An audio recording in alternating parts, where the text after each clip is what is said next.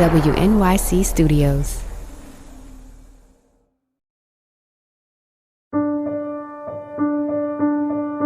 This week, an ACLU lawyer named Hina Shamsi was detained by Customs and Border Protection after returning from a work trip abroad. As she wrote in a blog post, Shamsi, a Pakistani national with a green card, faced hostile questions from a border agent who wanted to know why someone with this passport would be working for, quote, an organization with American in its name. The agent also asked her, she wrote, why she wasn't yet a naturalized citizen. There is no requirement of green card holders to seek naturalization. In the wake of the so-called Muslim ban, stories of mistreatment at the borders of visitors and U.S. citizens alike are everywhere. They are not, however, new. In 2014, we spent an episode trying to shred the veil of secrecy that shrouds Customs and Border Protection, the huge police force guarding our borders. We know we have fewer rights at the borders, but that's all we know. We don't know what rights we retain or how they're enfeebled by CBP policies under the Department of Homeland Security because we don't have access to that information. All we have are countless stories of dehumanizing detentions and intrusions at the border that would seem to be unconstitutional anywhere else. Since we didn't have and couldn't get hard numbers, we used stories.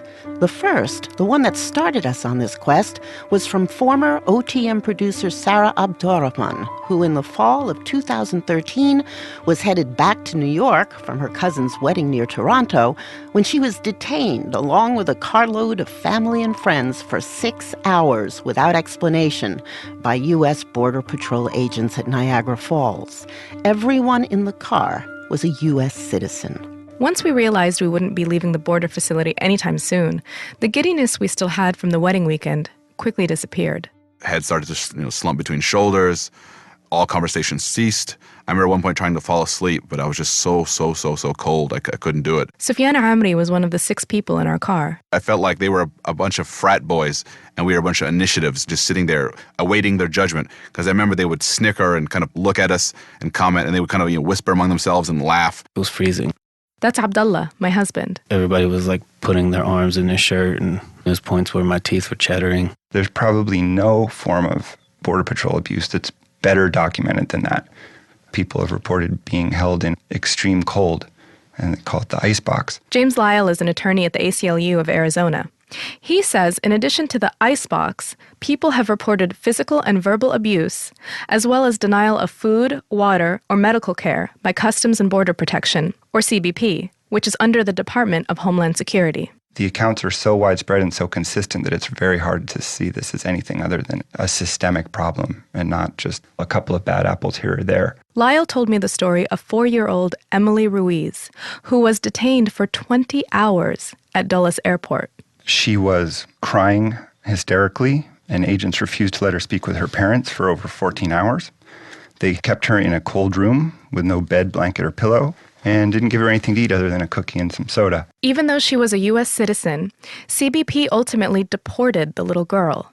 She returned to the U.S. 3 weeks later and was diagnosed with post-traumatic stress disorder. The fact is, it's not necessary to abuse citizens and permanent residents or anyone to do the work of a Customs and Border Protection official. And yet there aren't any meaningful mechanisms holding Customs and Border Protection officials in check, and so there's a real sense of impunity. Lyle says this is partially due to the sheer size of CBP, which has grown into the largest federal law enforcement agency in the country. With that growth, there was no accompanying rise in transparency, oversight, accountability that you would expect to see from any law enforcement agency, much less one that claims such broad authority. The picture that emerges is really of an agency that's grown too much, too far, too fast, and is at times operating really as an agency out of control. I tried asking the guy in charge, Supervisor McPherson, why we were held for so long. He said it wasn't my right to know. I asked him the names of the agents who interacted with us and was once again told it wasn't my right to know. Earlier this week, I called Richard Misdall, the public affairs liaison at the Buffalo Service Port, and asked him if McPherson's response was in line with CBP policy. In a situation like that, normally we would provide the names of the officers, but in this instance, he did give you his name, so... Well, he didn't give me his name. I wrote it down because he was facing me and I could write it down. He wouldn't give me his first name. When I asked for the names of the other agents, they turned around so I couldn't write their names down. Is it against CBP policy for U.S. citizens to have the names of the agents they interact with? I would have to investigate that for you. I wouldn't want to speculate. So you don't know? I'd have to investigate that for you, yeah. Is it the CBP policy not to inform people of why they're being held for extended periods of time?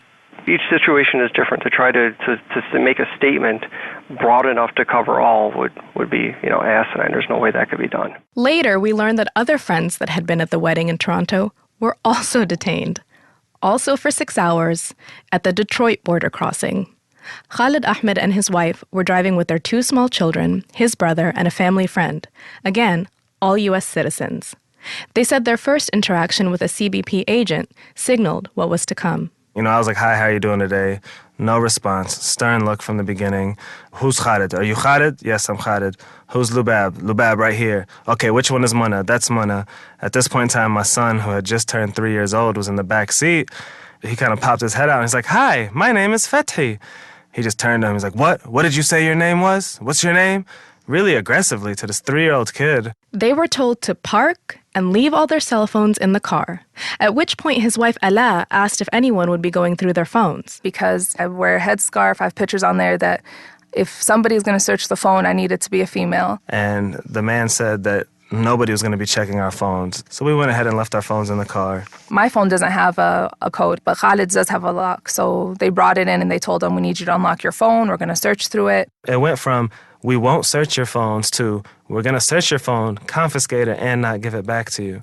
I got into an argument with the officer. I said, listen, all my work is on my phone. I really need it. He got aggressive with me and said, listen, you're not leaving with your phone today. Khalid told me he put his foot down about his phone because he saw another friend who was detained that day do the same thing. When Khalid's group arrived at the Detroit border crossing, they found Ahmed Gdura, another Toronto wedding guest and U.S. citizen, already being detained with his family at the CBP facility. I just kept on begging him. I'm like, you can't take my phone. This is my work phone. I'm on call 24/7, so I have to have my phone. And after begging them, he said, you can come tomorrow to pick it up. ACLU attorney Catherine Crump says that the government can search people's electronic devices at the border without any suspicion that they contain evidence of wrongdoing. And once the government has a copy of someone's electronic information, it's relatively easy for that to be shared among government agencies, and the policy even permits sharing with state and local governments and with foreign governments too. Back at Niagara Falls, we had our phones confiscated as well, and my husband was asked to unlock his. The government says only around 15 of the 1.1 million people who enter the U.S. each day have their electronic devices searched by Border Patrol agents. If that's true, our 3 cars may have accounted for almost all of CBP's device searches that day. DHS has an internal Office of Civil Rights and Civil Liberties, which Crump says encourages CBP agents to write an explanation of why a device search is taking place. But it's not a requirement, though she thinks it should be. Because anything you can do to make people create some record of why they're conducting searches would help cut down on searches that are conducted for impermissible reasons, such as, for example, merely because of the racial or ethnic background of the person involved or because of their religious beliefs. When my husband Abdullah was taken to another room for interrogation by a DHS officer, the questions quickly focused on his religious beliefs. He asks me if I'm Muslim, but he kind of does it in this weird way. Like, he's like, "Can I ask you? Are you what? Are you Muslim? Are you what religion are you?" Like that, Like he kind of like dances around it. And I was like, "Yes, I'm Muslim." He said, "Are you practicing?" I said, "Yes." He said, "Where do you practice?" And I was immediately confused by that question because, Muslims don't really belong to a church or a mosque or whatever. I said, I practice wherever. We've noticed a pattern of CBP agents asking Muslim travelers really invasive and personal questions about their protected religious activity. Munya Jabbar, an attorney at the Council on American Islamic Relations, says questions about religious behavior violate the Equal Protection Clause of the Constitution. You're singling out people based on their religion and then subjecting them to longer detentions and to humiliating questioning about stuff that they're allowed to do legally. In fact, stuff that is part of the bedrock of our Bill of Rights. What about the people who say, okay, well, so what? We inconvenience a few Muslims. We ask them some questions that might be uncomfortable or invasive, but whatever. If they're not doing anything wrong, no big deal. In the meantime, we might potentially catch somebody who is actually a threat to this country. Isn't it worth it? No, because the questions are just so broad. I don't possibly see how those kinds of questions would actually help them flesh out any kind of terrorism investigation.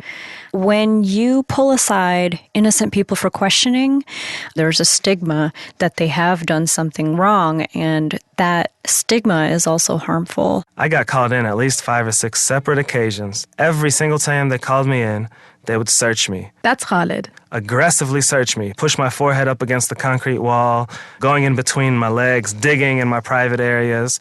They send me back for 10 or 15 or 20 minutes and call me back again and search me again. Did you ask them why they had to do a body search every time? I just laughed. I kept, the only way I knew how to deal with was laugh. I just kept laughing. I was like, do you have any weapons on you? No, sir. You just searched me, and I went and sat back down in the same seat. I don't know where you think I could have gotten weapons from, you know? At some point, to get over the depression of the situation, you just have to treat it as a joke. Some of the treatment, I think, can be fairly dehumanizing. For example, when CBP cuffs a parent in front of their kids, that can be terrifying to families, and it seems really needlessly terrifying. And that's exactly what happened to Khalid at the Detroit border. After we had been there about 5.5 hours, a man came out, put handcuffs on me, and took me to a back room that was basically a jail cell. They didn't tell me what was going on. My only request is I just asked one of them, whenever you guys find out what's going on, can you please just tell my family? Can you just inform my family? Not only did they not tell his family what was going on, they led them to think the worst. While Khalid was still in the jail cell, the rest of his group got their passports back and were told they could leave. Here's his wife, Ella. Khalid's brother asked, where's Khalid? And I just told him, I'm sure he's coming out right now. And then when I've already walked away from the desk, the agent tells me, he won't be joining you guys. I was like, what? I go up to the desk and like, what do you mean? He's like, there's an agency coming to pick him up. I was like, well, what agency? He's like, I can't disclose that information with you. I was like, he's my husband. You need to tell me where he is going. We waited here 6 hours. We're American citizens. Don't treat us like we're criminals. Don't treat us like we've done something wrong. And he made it seem like it was the FBI coming to get him, like this was something serious. And then I just broke down. Turned out, Khalid had an unpaid ticket for having a crooked license plate, which he got back in 2006.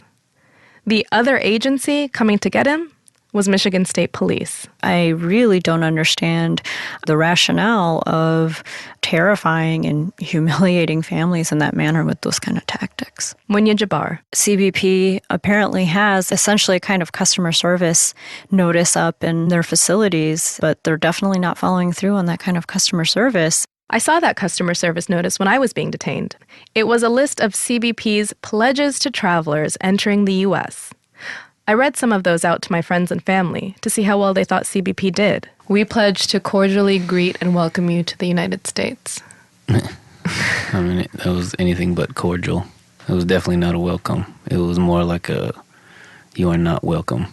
We pledge to treat you with courtesy, dignity, and respect. There was not a single courtesy given. Even the bathroom was an ordeal. It was an uphill battle. Absolutely no dignity at all. We were antagonized from the start. From the cold air to the terrible seats to the heightened tension and the fact that they were kind of laughing on their end of the room, kind of looking over at us like we were huddled sheep for the slaughter. It was one of the lowest moments of dignity in my life. We pledge to explain the CBP process to you. Never. Not once did anybody explain to us what was happening or what procedures were to be followed. or anything. It was almost like a joke, like a Saturday Night Live sketch. Like saying, we pledge to put you in a black room, and they put us in a white room, for example. They would just do literally the opposite of everything that they said. I repeatedly asked Richard Misdall, the one CBP official I managed to get on the line, why our detainment was so starkly different than the experience CBP promises travelers, and repeatedly got the same response. The way that we would handle this situation, ma'am, and I know it's going to sound like a broken record here, but is through DHS TRIP. DHS TRIP, what they'll do is they'll take all the information. It all goes to headquarters. Headquarters looks at the information. They disseminate it down to the port level. The port level goes through, talks to all the key components that were involved with the case. They'll write up a response to it, and the response will go to headquarters, and headquarters will issue it to you. The complainant is unlikely to receive any information about the course of the investigation. They very regularly receive a cursory dismissal letter. ACLU attorney James Lyle. I heard one case of someone who submitted a complaint to the Office of Civil Rights and Civil Liberties, and they were referred to the TRIP program. And then in turn, the TRIP program, when it was done processing their information, referred them back to OCRCL, a kind of bureaucratic hot potato. Really? Yeah. Referred them back for what? Further investigation, supposedly. And remember Ahmed Gadura, whose phone was kept overnight? He's often experienced difficulty at border crossings, so he actually went through DHS TRIP and obtained a redress number, presumably to make travel easier in the future. This past time, the first guy, when he takes your passports, I told him I have a redress number. He's like, I don't need it. It's not going to make a difference. I was held for 7 hours, and that was the longest I've ever been held. And this is after I've gotten a redress number. I feel like I'm a second-class citizen, where every time I'm trying to get into the country, you get dehumanized, you get treated like an animal, pretty much. They make you feel like a foreigner in your own country. And that's the psychology of it, you know, honestly, like, it's still kind of throwing me off. They really mess with your head while you're in there. To be in a situation where you're a father and you can't protect your children or do anything for them, it's not easy to sit through, to feel so helpless. This is my home, so it was very much a betrayal, a cocktail of emotions, anger, sadness, depression, hopelessness, helplessness. And I remember anger slowly rising to the top, eclipsing all other ones, because I just felt like I did not deserve this. I am not a criminal. I am not in possession of anything illegal. I am an American. Open the damn door and let me back home. For On the Media, I'm Sarah Abdurrahman.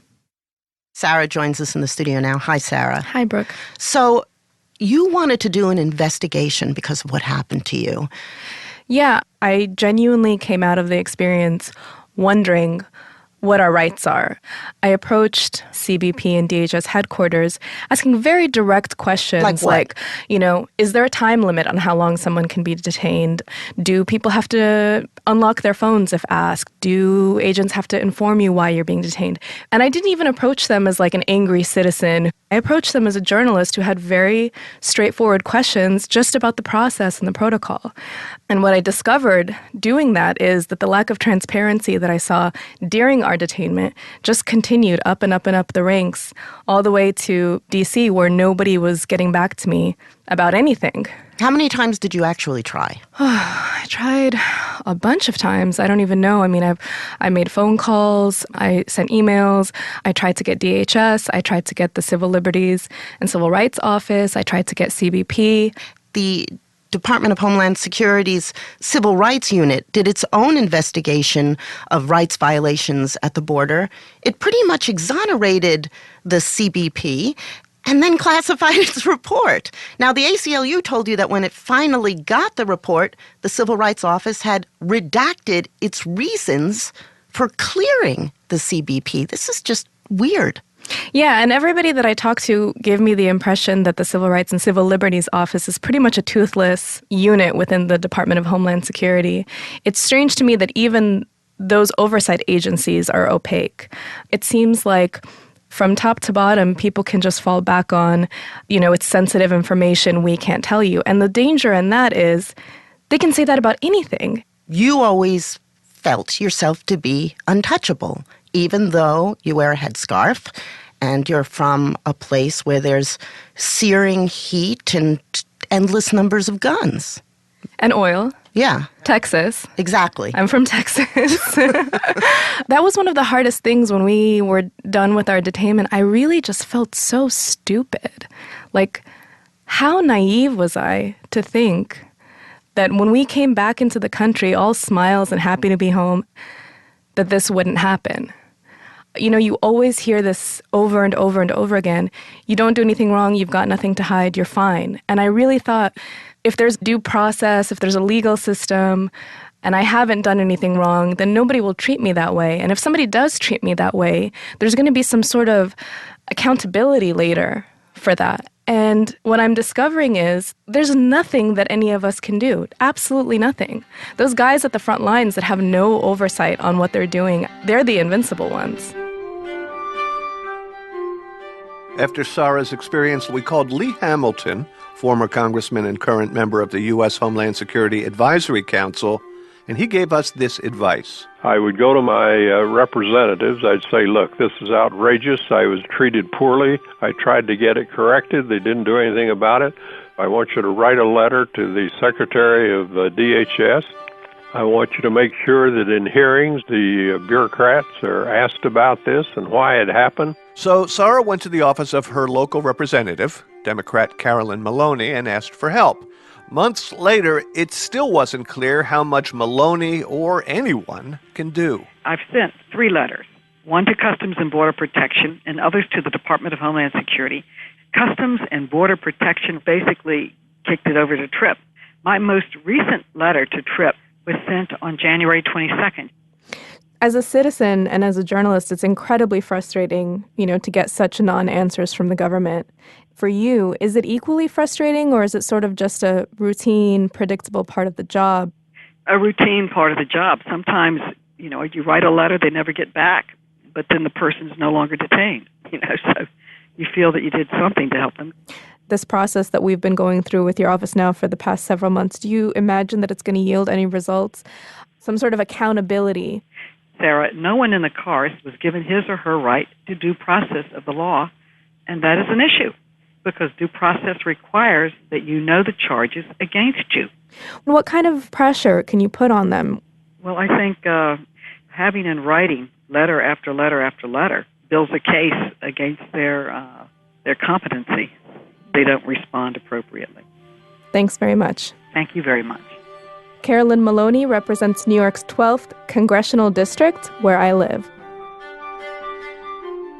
You wouldn't expect a local police officer to demand you hand over your laptop or phone without a warrant, but CBP does, and in December 2013, a federal judge upheld its right to do so. That decision was a blow to Pascal Abador. He's the one who sued the government back in 2010 after CBP seized his laptop and kept it for 11 days. Here's his story of what happened when agents who boarded his Amtrak train from Montreal to New York took him aside for screening. She turns on my laptop, says, "Put in your password, please." And without thinking, I just enter my password.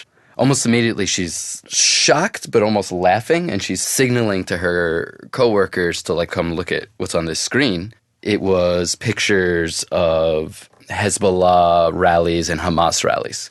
Oy. Yeah. I mean, yeah. Why did you have that? That was the question at the time, and I said, well, it's all stuff I got, either, photos that accompanied New York Times and other newspaper articles, or I Google image searched and I downloaded some stuff. My research is on the Shiites of South Lebanon, so you're going to talk about Hezbollah at some point. Are you Muslim? I was raised atheist. My mom's French and my dad is a Jew from Brooklyn, but they raised me not as a believer. You just chose Islamic studies because it happens to be in the headlines the last dozen years? I would even go 20 years. I could remember the Fresh Prince of Bel-Air being interrupted by the Gulf War. I think I have more than enough reason to be interested in it. And her reaction was, Hezbollah? It's not even an object of study. It's the enemy, apparently. So what did she do? She told me, we can't hold up the rest of the train for you, so we're going to have to take you back to the port. I was not under arrest, but they would need to frisk me and put me in handcuffs. They took me to the port and put me in a detention cell.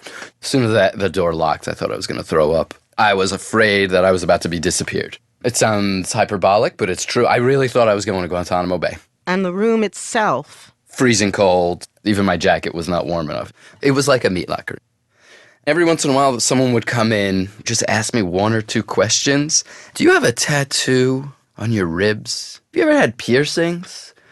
Asking me questions derived from photos on my MySpace page. Eventually, they came in and they said, okay, we have to ask you a whole bunch of questions. And they walked me to an interrogation room. Describe the interrogation. Basically, every question you are raised as an American to never have to be required to answer. Like? What religion were you raised? What is the religion of your parents? Are you a member of any political parties or political organizations or activist groups? Have you ever been to a mosque? Have you ever been to a rally, meaning in the Middle East? Had I ever witnessed a flag burning? Would I join a rally or a flag burning if I saw one? They put me back in the cell, and a guy came and he introduced himself as a liaison from the FBI, and he asked me really, really, really detailed questions about my research. He got the most detailed synopsis of my research for my PhD that anyone had ever received, including my supervisor. He was like, oh, have you ever thought of working for the government? I told him, maybe if you guys didn't do this to me. So eventually they let you go. When they let me out of the cell, there's, the tables where your stuff gets examined, and my stuff is exploded everywhere. Well, let me rephrase that. Mm-hmm. My stuff is scattered everywhere. And as I'm gathering my stuff, they said, hey, we're going to have to hold onto your laptop and your external hard drive. And then they told me, you'll wait for a bus to come, and you'll ask the bus driver if there is a seat free for you to take back to New York. Just give me a kind of overview of what it felt like that day.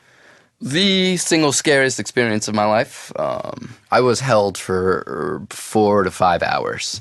It doesn't seem like a lot of time, but I wasn't given a phone call. No one knew where I was. They could have done anything and nobody would have known anything. I left this experience as though a bunch of gangsters threatened and intimidated me, gleeful in messing with me. When I got back to New York, I was not in a good way. I became convinced that I was being followed, that something bad would happen around me, and then I would be blamed for it. I wasn't comfortable taking the train. When I would walk in circles around blocks or randomly change direction. It messed me up for a good long while. And I had an appointment set up with the ACLU. I said, if you help me get my laptop back, I will help you guys with anything you want to do with this case. This can't happen again. It's crazy. So they drafted a letter, sent it on Monday. Tuesday morning, I got a call from Claim Property at the Champlain port telling me, I have your laptop and your external hard drive. Where can I send it back? And I got it Wednesday. But it wasn't working so well. Yeah, my external hard drive had been pried open and not resealed. And the keyboard had been removed and not replaced all the way. The contents had been copied by the government. Lots of personal stuff. Oh, yeah. They have the right to copy it and distribute the information to whatever agencies they deem should receive it. They can send it to foreign governments, too. Interesting, considering in the judge's ruling, he does implicitly compare the United States to the government of Bashar al-Assad. In what way? That, Bashar al-Assad and the allies of Hezbollah would search my laptop, so why shouldn't the U.S. government? And more importantly, that it happens so little that why should there even be a legal decision on the case? The ACLU, what they wanted to do was challenge the very constitutionality of a suspicionless search. And there is as yet no policy. In the constitutional challenge to the policy, the judge himself cites CBP policy saying that they're allowed to do it. The CBP can unilaterally pass laws regarding the civil rights of citizens at the border. And the entire territory of their jurisdiction, which extends much deeper into America than the border. Pascal, thank you very much. Thank you very much, Brooke. Avoid inconvenience, said the judge in the Pascal Abador case. Travelers should simply leave whatever they don't want searched at home. That wasn't an option for the anonymous Jane Doe, a 54-year-old woman from New Mexico whose privacy was violated right down to the viscera. She was represented by ACLU lawyer Laura Schauer-Ives, who says her client was pulled aside for a secondary search while entering El Paso from Juarez and sent to a lineup. Then a CBP dog jumped on her which Ives says was the impetus for what happened next. If you're squeamish, we advise you to turn your radio down for a few minutes because the description of this search is necessarily graphic. The agents asked her to remove her pants and to crouch down, spread her genitalia, and cough. They asked her to bend forward. They shone a flashlight on her anus and visually inspected that area. They then asked her to lean backwards, holding herself up with her back arms, and they did the same to her vagina. They found no drugs, so, as Jane Doe tells it, this is what happened next. She was handcuffed and sent to a local medical center for more invasive measures. She asked if they had a search warrant. They said they didn't need one. They handcuffed her to a bed, made her ingest a laxative, and observed the inevitable result. Still no drugs. They x-rayed her. Still no drugs. At this point, Laura Ives says her client was in tears. Still handcuffed to the bed, she was told by a doctor to spread her legs. He first inserted a speculum into her vagina and observed visually. He then put his fingers or hand in her vagina and his other hand on top of her abdomen and rubbed in between. He did the same with a rectal exam. While this is happening, the residents are watching, the agents are watching, the door is open. There's absolutely no privacy given to her, and also not the general kind of comforting direction that a physician usually provides a woman in say, like a gynecological exam where they say, I'm going to do this will be cold. Right. There was none of that. It was order after order with them violating her, and she felt sexually assaulted. Next on the list, according to the complaint, a CAT scan. And just like the search at the port of entry, the forced bowel movement, X-ray and cavity exams, it revealed nothing. After 6 hours of invasive searches, Jane Doe was free to go. Then the agents told her that if she signed a consent form, they would ensure that the hospital didn't charge her. But if she refused, the hospital would send her a bill. Refuse she did, and send her a bill they did, just shy of $6,000. A nurse told her that her ordeal was pretty routine. Not to Jane Doe. Jane Doe is not unlike many other victims of sexual assault. She's unable to leave the house without fear. Whenever she recounts this event, she cries. She's unable to be intimate with her husband. And the people who are supposed to protect us, physicians and law enforcement, perpetrated this. The ACLU filed suit on her behalf against the agents, the hospital, and the doctors, claiming that her 4th and 14th Amendment rights had been violated. Ives says that while it's true that there are diminished constitutional protections at the border, this case is outrageous enough to shock the conscience of the court. With every search, they had more and more information that whatever suspicion they originally had was mistaken. This search done in our names, I can't imagine it would ever be worth it. This shouldn't happen to any other of our fellow citizens. Laura Shower Ives is an attorney with the ACLU of New Mexico.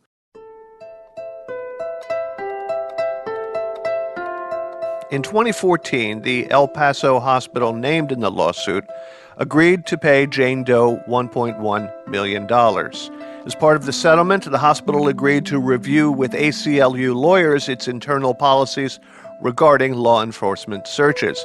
And in 2016, the CBP settled the lawsuit against it for $475,000. In addition to the monetary award, the settlement requires CBP officers and supervisors to undergo additional training.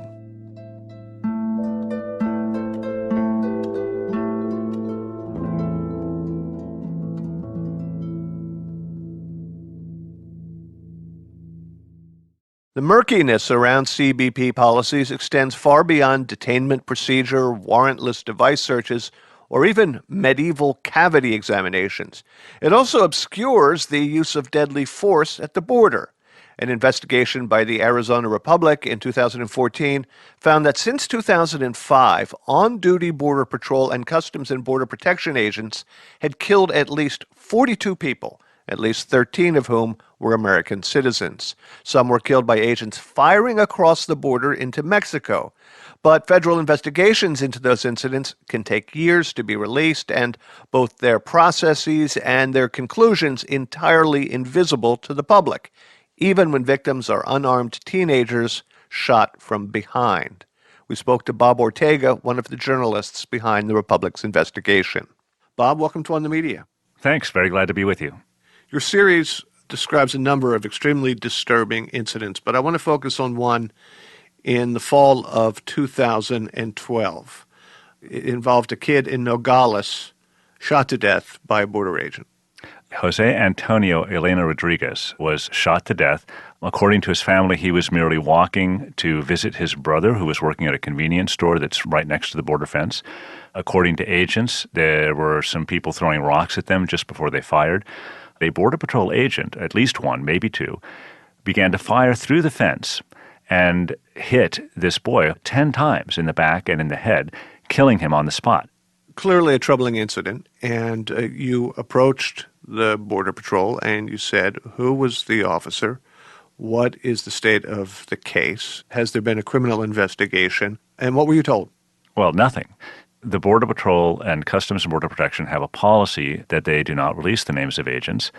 They do not release any details whatsoever about any actions that they may or may not take internally. And by the way, even their own policies on use of force are secret. They will not release those to the public. Most law enforcement bodies do. What they've said in this and in many other cases that we've investigated is that they can't say anything because it's being investigated by the FBI. And so they defer ostensibly to the FBI, although in fact they do conduct their own parallel investigations. And they don't release any of that information at all, ever. You filed well over 100 FOIA requests.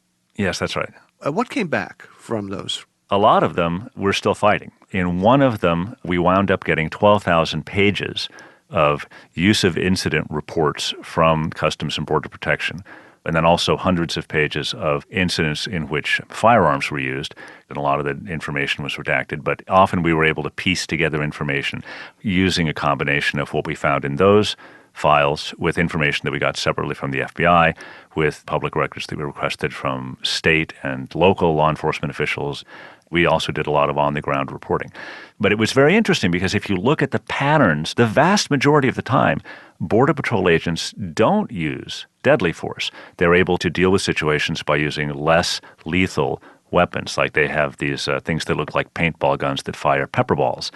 In every one of the incidents that we tracked in which an agent shot someone, they reacted with firearms in circumstances that were practically identical to those that many, many more agents reacted to without using deadly force. Now, when you say a lot of the documents were redacted, how redacted? I mean, are we talking about FOIA being the new black? Yeah. Well, a lot of the redactions were bogus.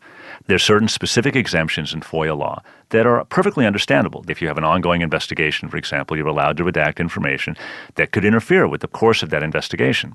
You're allowed to redact information that would violate an individual's privacy. But if you're asking for something like what an agent was doing while he's performing his official function, I don't think that's protected by privacy. The claims to privacy and security on behalf of its agents might hold a little bit more water if the Department of Homeland Security and the CBP didn't have a deal with National Geographic Channel for a reality TV show called Border Wars, which shows the Border Patrol in action. Exactly. And the thing that's ironic about this is that when we talk to CBP, they maintain that they don't release the names of agents because if they're identified by the Mexican cartels, they could be in danger. And yet, every week on this program, there's faces of the agents, the names of the agents, where they work, what they're doing. My perception is that it's because they see that as a useful recruiting tool and that the issue has really very little to do with privacy and more to do with whether the agency is able to control the message that is being put out. And we're not just talking about guys with beige uniforms and 9mm strapped to them. We're talking about the public information officers who give you what answers you get, they won't even be quoted by name? That's right. They'll give us a single statement attributed just to CBP.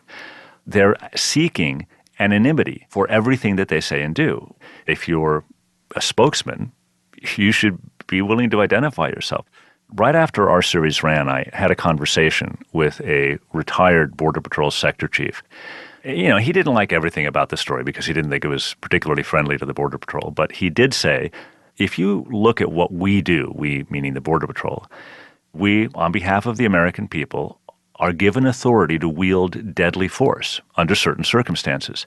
And yet, the government turns around and says to the American people, we're not going to tell you under what circumstances.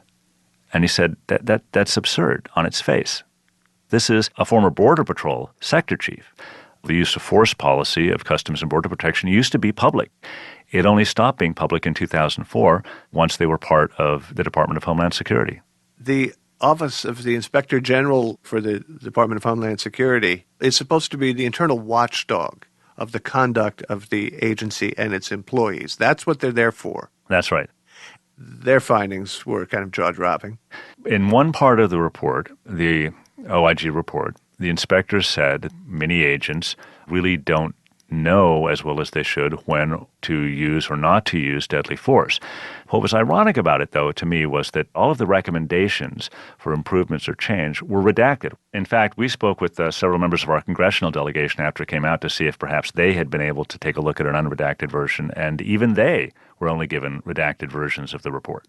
And these are the guys who asked for the investigation in the first place. Bob, thank you very much. Thank you. Bob Ortega is an investigative reporter at the Arizona Republic. We spoke to him in 2014. In 2013, we spoke to Terry Bressi, who told us about his regular commute between the University of Arizona, Tucson, where he's staff engineer at its Lunar and Planetary Lab, and Kitt Peak National Observatory, 56 miles away. He takes State Route 86, which runs east-west and neither intersects with the border or any road coming from the border. And yet, since 2008, he estimated that he'd been stopped over 300 times at immigration checkpoints. Each time Bressi is stopped, he's asked if he's a U.S. citizen. In fact, he is. But each time he refuses to answer. For his own protection, he began videotaping his interactions with border agents, and those videos have become something of an internet sensation. Are you a U.S. citizen? What's the purpose of the stop, sir? Are you a U.S. citizen, sir? Who's authorized this checkpoint? Department of Homeland Security. Are you a U.S. citizen? What's the name of the... I'm asking you a question. You need to answer my question. Am I being detained? You need to answer my question, sir. Am I being detained? You are free to go once you state your citizenship. So I'm being detained. No, sir, you need to say what country you are citizen. It's simple. I asked him about bumping up against border control on his commute. Well, I'm just trying to get back and forth to work on a regular basis there. It's the Border Patrol that keeps on bumping up against me. This is an east-west highway that is over 40 miles north of the international border with Mexico, and it never intersects the border at any point. It's not considered a nexus point for border traffic either, which means basically the vast majority of traffic along that highway is domestic traffic, not border traffic. Nonetheless, the Department of Homeland Security, of which Customs and Border Protection is part of, has diverted these Border Patrol agents away from the actual border to instead stop, seize, interrogate, and search domestic travelers inside the country at this checkpoint that's located near mile marker 147. So that means that people that live and commute in the area have to go through this checkpoint and are seized by armed federal agents on a regular basis. You're an engineer for a research project. You're not an activist. When did it suddenly occur to you that it would be worth your time giving these guys a hard time? I consider it fundamentally un-American to be stopped, seized, interrogated, and searched by armed government agents, absent any reason to believe I've done something wrong inside my own country. So when did it hit you that you could say, no, like Bartleby, I prefer not to? My very first experience at any sort of checkpoint occurred in December 20th of 2002, and it wasn't at an immigration checkpoint. It was actually a tribal police sobriety checkpoint. It was basically within a mile of the current location of the Border Patrol's checkpoint. And coming back from work, I noticed that there were U.S. Customs agents and Border Patrol agents. And when I stopped, I asked the officer, I said, well, what's the purpose of this checkpoint? And he said it was a sobriety checkpoint. And I asked him, well, why are there federal customs and Border Patrol agents working the front line with you? Because federal agents don't have any jurisdiction over local sobriety laws. In short order, I found myself being dragged out of my vehicle, handcuffed, charged with 2 criminal misdemeanors for not kowtowing to all their demands in a timely fashion. And what I learned during that experience was that police officers will lie with regards to what actually transpires during these types of encounters. I wasn't carrying any video cameras with me at the time. I took it on faith that a law enforcement officer would conduct him or herself reasonably within the boundaries of the law, would answer reasonable questions with reasonable responses, and would conduct themselves in a reasonable fashion. And that was not my experience at all. So you decided then that you would mount a camera on your car? Yes, so it's just not my word against an officer's word or an agent's word. It can be independently reviewed by other people to determine what actually happened. When you get in your car and you go down the road and you know you're going to be stopped, I've seen enough videos to see that you follow a particular script. You're making a challenge. I'm trying to exercise my rights. You know, I'm not seeking out these checkpoints. In fact, if you know me at all, I go out of my way to avoid scenarios where I have to interact at this level with government agents. I don't like it at all. It's not comfortable for me. It's stressful because, frankly, you never know how they're going to turn out, and they can get violent. So I don't look forward to these. Have you done a tally of how many hits you've had on your videos?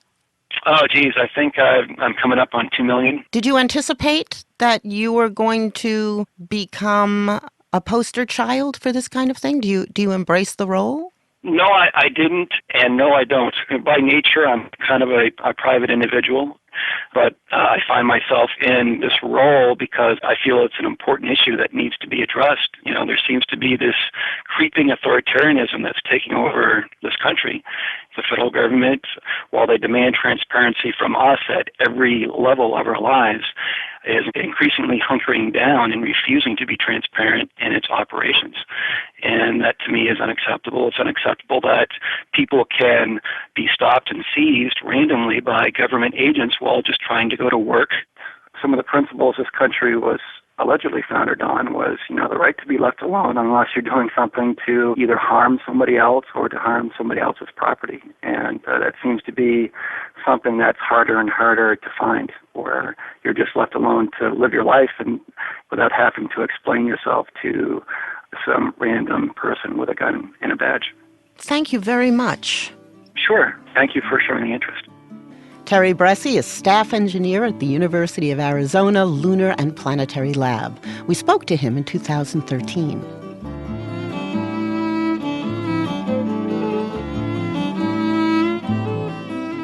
Thanks for listening to this longer than usual podcast extra. Our weekly show is released on Friday evenings. In the meantime, follow us on Twitter for regular updates and definitely sign up for our newsletter. You won't regret it. I'm Brooke Gladstone.